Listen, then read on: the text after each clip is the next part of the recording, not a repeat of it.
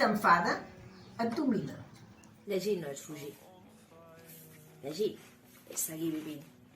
I cadascú ho fa a la seva manera. Tenim el passat darrere nostre, el futur al davant. No veiem el futur, només veiem el passat. És curiós perquè no tenim ulls a l'esquena. Els mites no sempre són encegadors o paralitzadors. De vegades ajuden a avançar, a resistir, a superar situacions desesperades. La vida és com anar en bicicleta.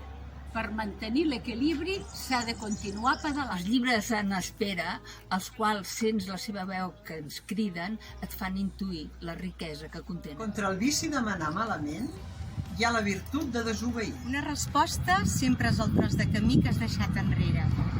Només una pregunta pot assenyalar endavant. Amb els llibres per amics no et faltarà companyia.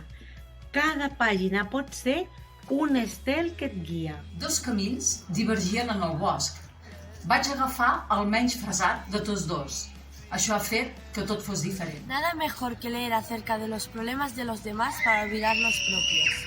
La edad no te protege del amor, pero el amor, hasta cierto punto, te protege de la edad. Si vols veure l'art de Sant Martí, has d'aprendre a mirar la pluja. La vida és allò que t'està passant mentre estàs ocupat fent altres plans. Fins que els lleons no tinguin els seus propis historiadors, les històries de caça continuaran glorificant el caçador. Per si mateix, el moment present no té història. Simplement és.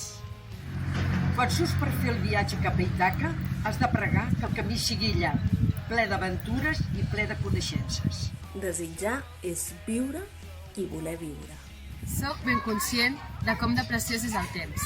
Aprofitem-ne cada moment. Actuem ara mateix. Vivim en un món on ens amaguem per fer l'amor, però la violència es fa a peu de carrer. El verb llegir, com el verb estimar i el verb somiar, no suporta l'imperatiu. T'ho poden prendre tot, menys una cosa, l'últim vestigi de llibertat per adoptar una actitud o una altra davant determinades condicions.